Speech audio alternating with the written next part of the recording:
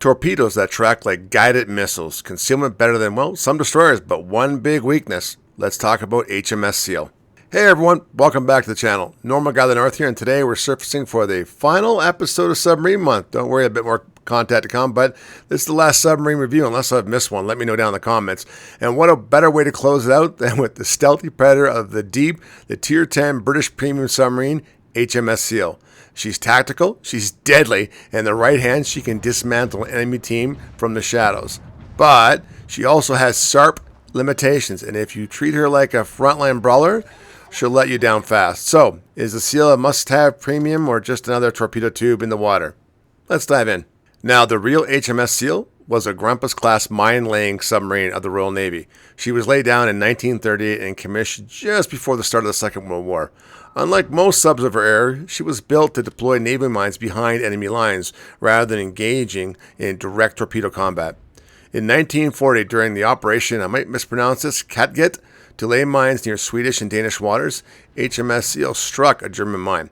The blast crippled her ability to dive, forcing her to surface. She was repeatedly strafed by Luftwaffe aircraft.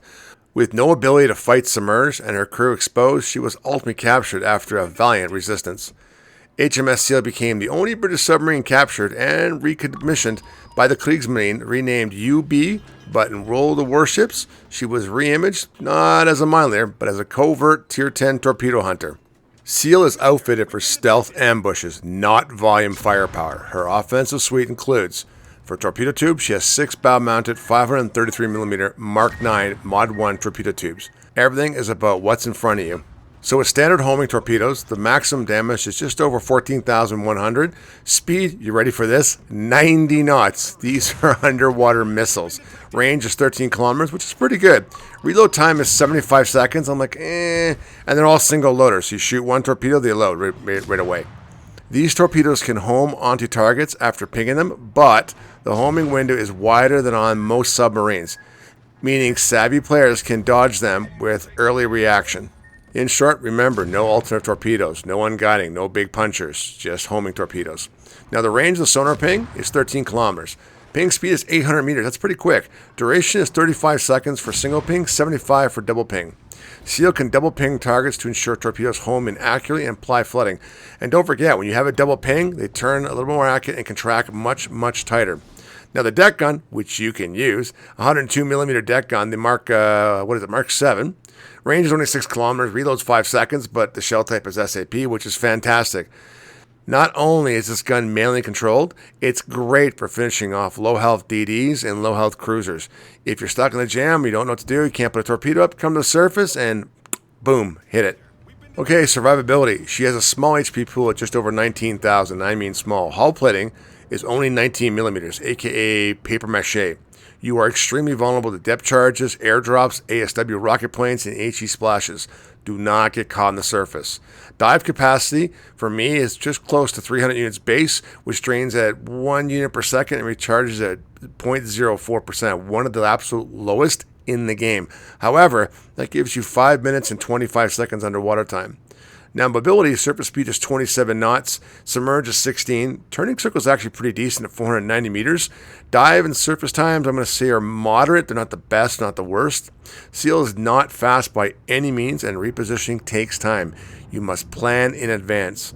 Her concealment is only 6.1 kilometers base. That's not great, but not bad either. Air detection, 2.2. That's key. Because she's moderate in dive and surface times, getting down to 30 meters to get away from planes is a problem. Just remember that. She does have excellent stealth, allowing you to play close to enemies, but you must manage your battery and escape routes carefully. Seal is designed to never be seen unless you want to be. Once detected, she has a few tools to escape, so survivability is all about intelligent positioning and awareness. Now, I do take main armament modification, and right after this, I'm going to say one quick thing. Some of these things I'm taking, but you might see, might be a little controversial. Tell me down in the comments what you think, because I've had some really different mindsets from people. However, this is what I take for this boat. I do take reserve battery unit modification 1. Granted, you could take engine room protection, but I won't. I take this because I get a plus 20% on my actual reserve battery. If I do something wrong with this boat and I out of position or I've used up all my battery, if you can't get out of there, you're dead. The other one I use is submarine surveillance. It reduces the cooldown time by 20%. You're going to want to see them before they say you, especially against the Germans and Russian submarines. I know some people too take dive capacity if you want. You could take torpedo tubes modification if you want, but that's what I take. I also take steering gears because this gives me a 50% rudder shift time and dive plane time. Like I said earlier, the dive planes and rudder shift are moderate, especially the dive plane. It takes a while to get down, especially being flanked by aircraft. Now here comes some more controversy. I do take torpedo modification 3. It gives me a plus 7% damage on my torpedoes because they're homing torpedoes. They suck. They're no Japanese R93s, you know what I mean? Now, I do take torpedo tube modification 2. It gets my reload times down to something like 68 seconds. Now, there is a risk, a 50% risk of the torpedo tubes becoming, incapacitated. That's why you have a repair. That's what you can use. But here are my flags. As always, there are 4 flags you really do need to take. First of all, Juliet Whiskey, plus 15% causing a flooding. That's important. You've got your Sierra Mark. It's an extra plus 5% of speed, which is very important because this boat, it's good, but it could always use more speed. Next one I take, obviously, is X-ray Papa. It gives me plus 5% dive capacity. It can stay down longer. That's important. And of course, I do take Sierra Bravo. This, for all my consumables, for surveillance, cooldown time for hydrophone, it's just one of the best flags to take as far as I'm concerned. All right, let's get ourselves, almost forgot. Sorry. Damage control party. It comes back up in 48 seconds.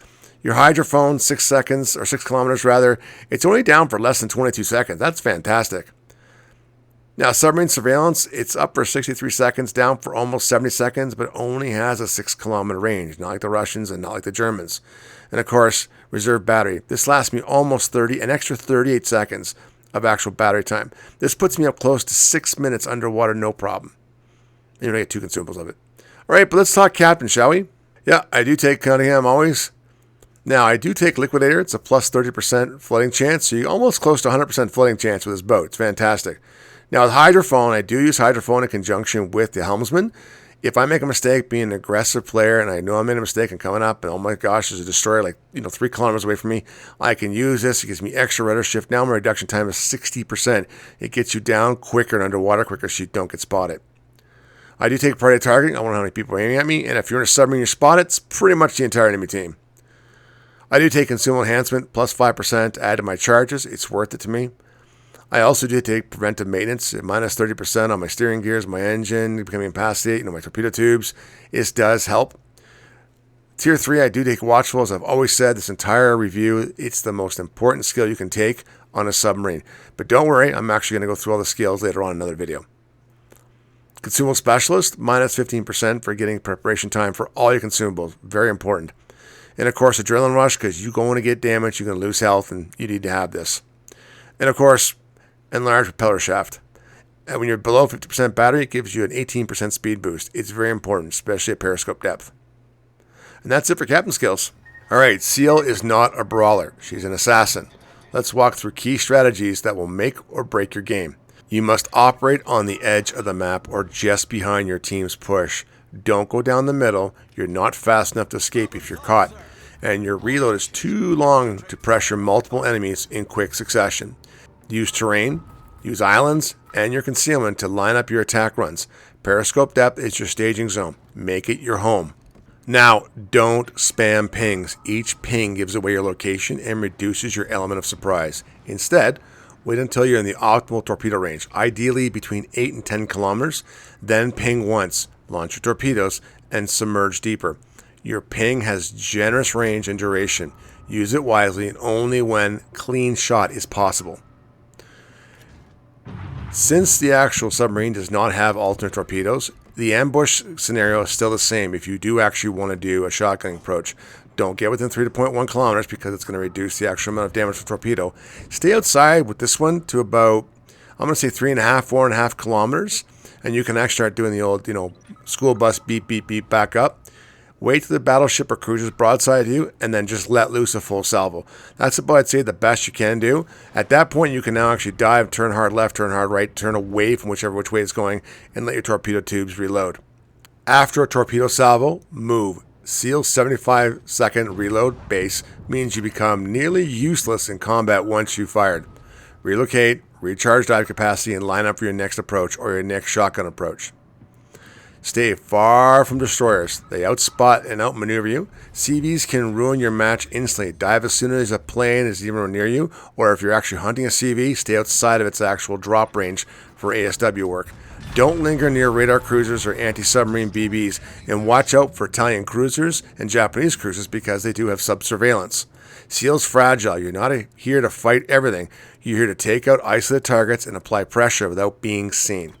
SEAL is not for the impatient. She demands planning, positioning, and perfect timing. But in the right hands, she's a ghost in the water, silent, unseen, and absolutely lethal.